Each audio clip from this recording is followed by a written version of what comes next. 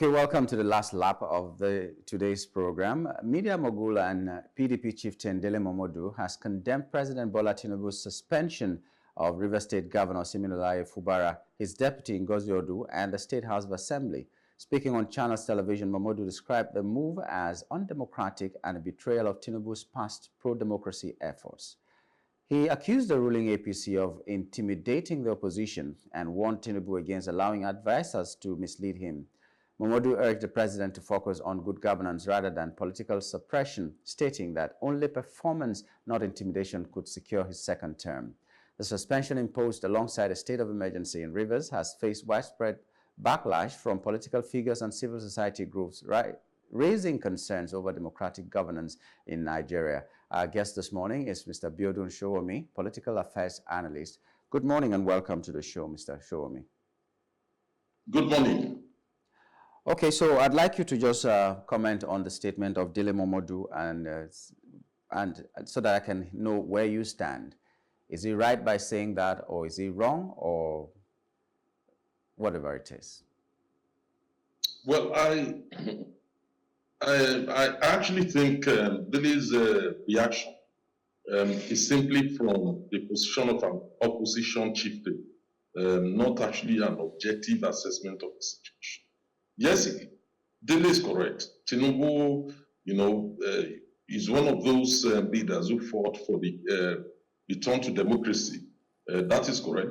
Dele is also part of those who agitated not only for the revalidation of June 12th, but also for enthronement of democracy. That is also correct.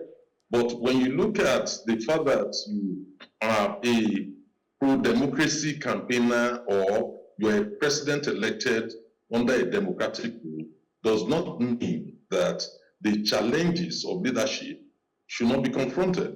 If you look at the case of Fubara, that's where I disagree with Dele. Just compare it with how other governors have handled more serious cases leading to loss of lives. Look at what the governor of Edo State did, in handling the issue of the killings of 16 people in Uromi. You will realize that he rose up to leadership, the challenges of leadership. He not only drove to the scene, he commiserated with the people, he went to Kano, he promised this and that. But when Fubara, if we contrast that with Fubara's reaction, when militants were threatening to blow up all facilities, which will endanger, national economic security, Fubara actually said, and I still have the tape, he said, look, the boys, he would tell the boys when to act, when to strike. So for me, that's not expected of any democratic leader, still, making such threats, rather than condemning the posture of the militants in his own state, and also calling for security forces to reinforce, their presence to avert any untold disruption to oil supply, which will endanger the whole country. He chose to do the other way around. So for me, what is left what is left to be done by any governor before another view is taken of that situation? Do not forget, it is the chief security officer of the state. If the chief security officer presented himself in a way that he now became part of the problem in terms of the disruption to national economic security, real or imagine, then it is right to look at other ways of dealing with that situation. So to that extent, I disagree, with Dele. I don't think he actually considered the full facts of the situation that led to the state of emergency. I do not support the idea that an administrator should be appointed to deal with crisis in any state. And we've seen evidence under Jonathan's regime how some crises were dealt with, without suspending the government. But in his own case, he himself now became part of the problem and now being fingered or suspected, to be the source of or the inspiration to those who are blowing up pipelines. And just recently, we have heard from the head of service who was either loyal to the governor Fubara himself, saying that Fubara, was the one behind the bombing of the House of Assembly. So what more do we need to hear or that is debatable because when the person was allegedly making all those statements, even the wife came out to say she doesn't recognize the husband anymore, that he has been compromised. Even when the husband said it's not true, he's not kidnapped, he's not compromised, he's saying the truth. We've also heard from Edison here, his own side of the story and all those kinds of things. So for now, we'll just be in the middle. We don't know what is true and what is not true. We just know that that place was bombed. Whoever orchestrated it, we do not know. Because politicians are capable of anything, even killing their own people to make sure they score some political points. But now, what made the Fubara case so different? Was it because of the utterances he made or the actions he did not take? Because right now you've given inference to the fact that a Edo State governor has gone to Kanu to say one or two things because of people that were killed wrongly in his state.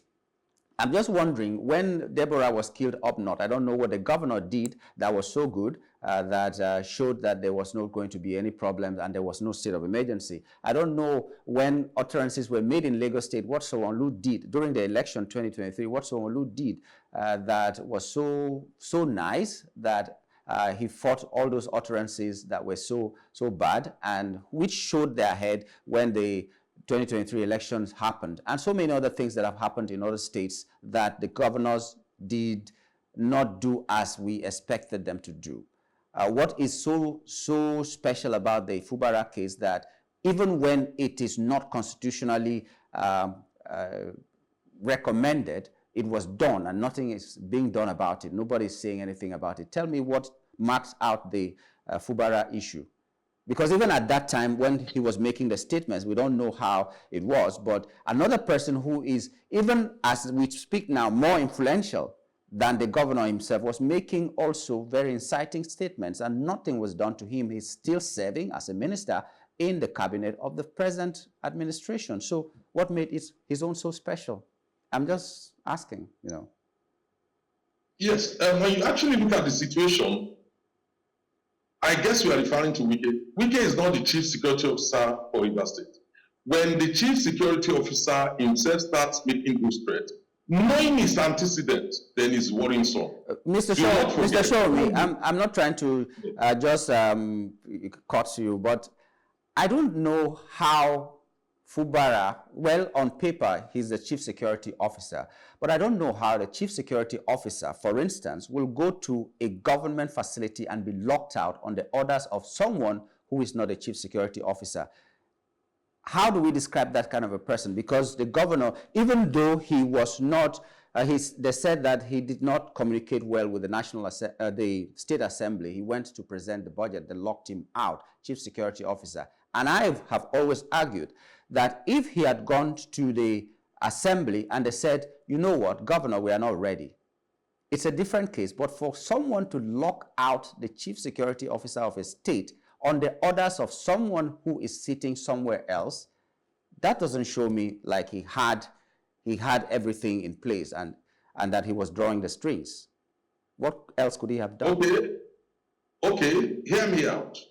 Here is the governor. If we all disagree, or we have not agreed on who actually bombed Rivers State House of Assembly, but nobody can contest the fact that Fubara was seen demolishing the House of Assembly. In a democracy? Is that democracy? Is that the sign of a Democrat? The Dele Momodu forgot that Fubara demolished the State House of Assembly. Until today, that State of Assembly has not been constructed back, for those assemblymen. And for me, for a governor to try and reduce the state to a kind of authoritarian rule where it is only the executive that will matter, for me, that is not a democrat. In fact, it supported the position of Mr. President to say that, look, you have created a very difficult situation where you are the only one that matters, where you want 4 people, to make laws for the house, for the whole state. Not only that, you now created the House of Assembly of your own choice inside your governor's office. Where is that done? What about the separation of powers? We need to look at these issues, objectively. In addition, there's a Supreme Court judgment. Are we really questioning Supreme Court? The Supreme Court made it very, very clear in a case where there is an admission by Rivers State government that they were guilty of all the issues in the counter motion, simply because they withdrew their own motion. Yusuf Ali SAN withdrew their own motion. So, and in law, it means you have acceded to the counter motion, to the positions of the counter motions, which was admitted by the court. And in that judgment, the Supreme Court made it clear that there is no government in Rivers State. Go and read the Supreme Court judgment. If the Supreme Court found, after a lengthy, process, judicial inquisition, that there is no government in Rivers State, that Rivers State cannot function with 4 people as status, that the Constitution says you must have 1/3 of members of the House of Assembly to form a quorum, which is 10, and you cannot get 10, you only have 3 or 4, and you want to continue to run the state with those people. Is that still a state? Is that a democratic state? Is that not a total collapse of democracy in Rivers State? No matter what you think about Wike or some other personalities involved, no matter what you think about the governor being the chief security officer, when he demolished the House of Assembly and he now moved to the legislative quarters, where the honorable members are living with their family, he went there. I saw the clip. He went there with huge security forces, including so many people following him. Please go and check it back. Those people have family members. They have children. Their wives are at home. Won't they lock the gate against the governor that went to demolish, their House of Assembly, their chamber, where they are supposed to be meeting, and you want to come and meet them in their own house? No, come on. Let us look at these issues objectively. Well, by being objective, we'll also look at the fact that, first of all, they were living in a state government facility, which the chief security officer has access to. That's one. Secondly, they were holding their meetings, whether they were recognized or not, for so many months, maybe up to a year, in that same facility that you say that they have their families there. So that was the makeshift assembly for them. And the case of the Supreme Court, whether it is, we cannot argue with it or not, is debatable because of some of the things that have happened while Nigerians are calling for a reform in the judiciary and all that. The judiciary was there when these people said that they were no longer part of the family that brought them to power. And according to the Constitution, they should have relinquished their own positions, which means by law, they should have been non-members of the House of Assembly. But that one is still debatable now because the courts will say 1 or 2 things, even though the Constitution seems to be saying something else. So whether he ruled with 4 people as a legislative is also a problem that the judiciary could not solve for us. That's why we got to that position. But now, this is what is happening in Rivers State because of supposedly a governor not making the right utterances or carrying out whatever he's supposed to do. If it is illegal, it is illegal, whether it's the president who did it or not. So why are we here now talking about something that has been done by a president which is illegal? In South Korea, was it not South Korea? Is it North or South? In Korea, in short, the president declared a martial law. It led to his being jailed for some time. It led to his being removed for some time and reinstalled, because this is martial law happening. A state of emergency is to do things that you ordinarily wouldn't do, but without necessarily removing the constituted authority or the elected officials. A martial law is when you replace civilian rule with any form of military rule, which is happening in Rivers State. So that's martial law. It's not state of emergency. So if it's illegal, it is illegal, despite the fact that it's the president who did it. That is my own kind of argument. I don't know, maybe I may be wrong, but if it is illegal, whether it's the governor who did it or the president, it's illegal. So why are we not talking about this? Yeah. Of course we are wrong. Okay. Because you have just compared South Korea's situation, drawing a parallel with the Rivers State situation. They are not. I can tell you what happened in South Korea. The president had, the opposition party had more members in the parliament. And the president has not been able to have this. He expressed his frustration And in his announcement, he made it very clear the purpose, which is because he saw the parliament as constituting a stumbling block towards his own goal. So he decided to declare martial law in the country. He sent soldiers to the National Assembly.